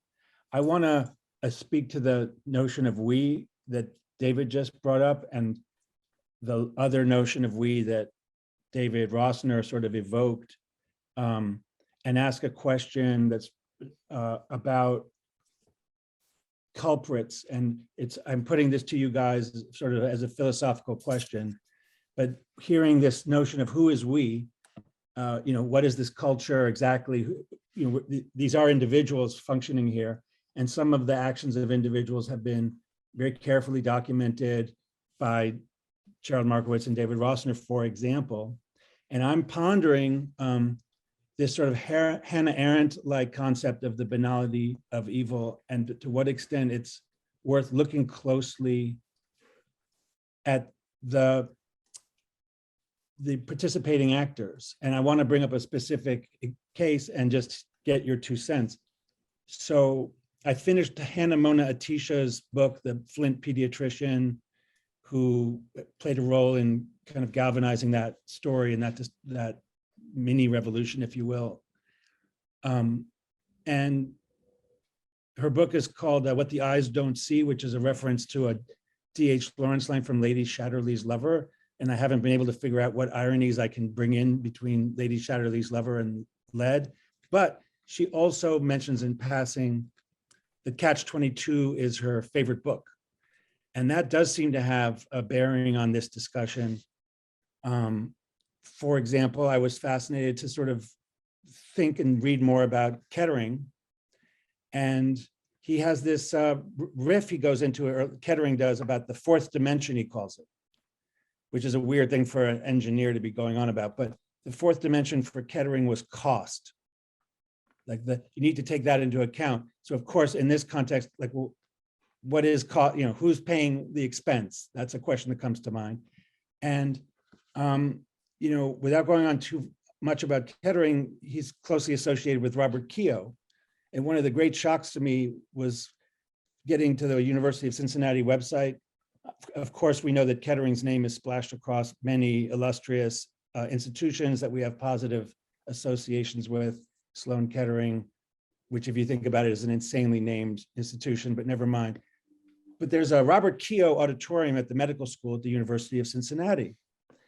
And in Lead Wars, there's a scene. It's too bad that the first person that was here is gone, because I'm also a little bit focused on the date of my birth and the year that I was born, 1965, and the city that I was born.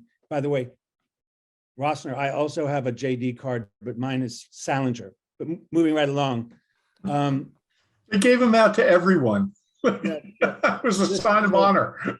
I'm obsessed with the exchange that is outlined in Lead Wars, and I'm going to wrap this up in a second, but I'm obsessed where I believe this guy named Harry Heinemann kind of murmurously confronts Keogh, who has basically posited like, no big deal. It's no big deal. And Heinemann's like, you seem to be implying that like a little bit of lead is a natural occurrence in the human body. And I just don't see that as valid. And nobody here really wants to buy into that. And it was a kind of tremulous gesture. And my question to you guys is, this revolves around the question of we, because if you talk about Robert Keogh, for example, who I've been looking at pretty closely and has at least superficially redeeming qualities. He was interested in music. His biography contains, you could imagine him being the nice guy next door.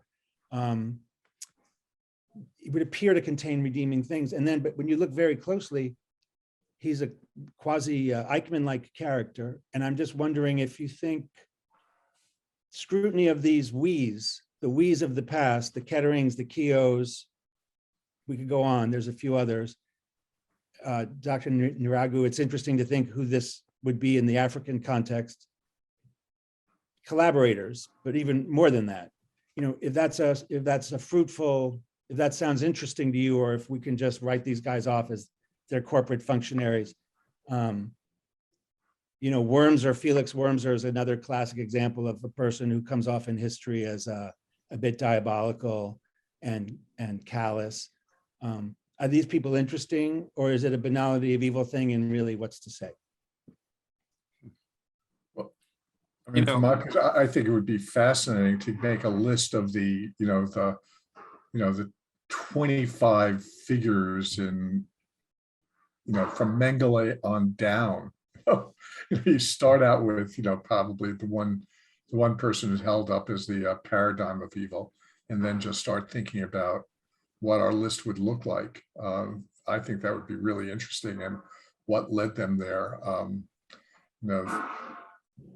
I think that, your comment about, we named that first article "Gift of God" because it was a representative from, It's Frank Howard from Standard Oil. Yeah, Howard, who argued that, this was, how could we question whether, what's the problem with a few rats dying, and by implication, a few people getting poisoned, when you're talking about something that was going to change the world and save the oil industry, or save capitalism from, or win World War II, because you had these planes that were flying on leaded gasoline and high octane gasoline.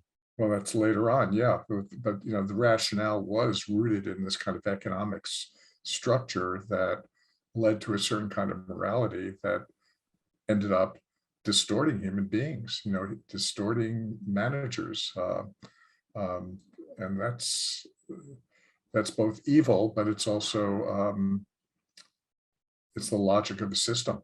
It's a logic of what we value and who we value. That's, who's going to be sacrificed. It wasn't his kids. He knew that, So, I mean, yeah, I would love to see our favorite list. I mean, the top 25, and biographies of each one of them, to see what kind of common factors they all possessed. I mean, because they weren't necessarily the Rockefellers and the Carnegies. I mean, they weren't the barons of industry. They may be at the top, but it is this banality of evil that the system produces, that is Keogh necessary. particularly seems so, Robert Keogh seems so compromised in that way because he's, in theory, was a scientist and a doctor and so forth. Yeah, it would just be interesting to look at them.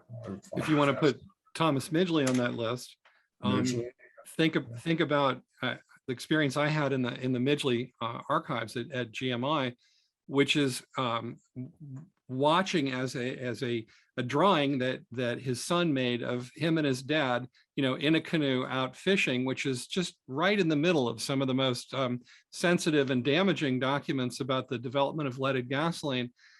And I had to stop researching and go out and just, think about this amazing contrast between, here's a man who obviously was in close touch with his children on the one hand, and yet he caused an incredible amount of damage on the other hand. I'm not sure he's even aware of the damage he was causing. And maybe as he got older, he became more aware of it. But that's, on that, duality, paradox, I would put Midgley's name. I don't think there's much ambiguity in Mengele, but but right. Some of these guys like Kettering and Midgley and Kehoe, it's different. There is an industrial ethic that rolls right over public health, and yet they're very good people somehow.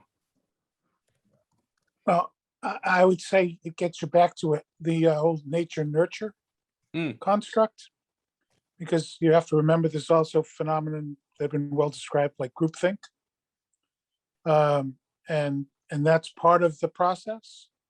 And I hate to make it evil people.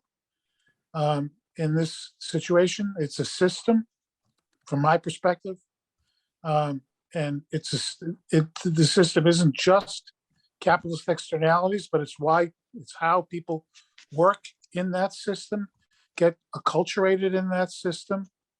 And it's very hard to be the guy who calls out the emperor as being unclothed. And my suggestion, which I've been working on unsuccessfully for 20 years, is all these stories need a narrative, and they need a TV show, like The Wire.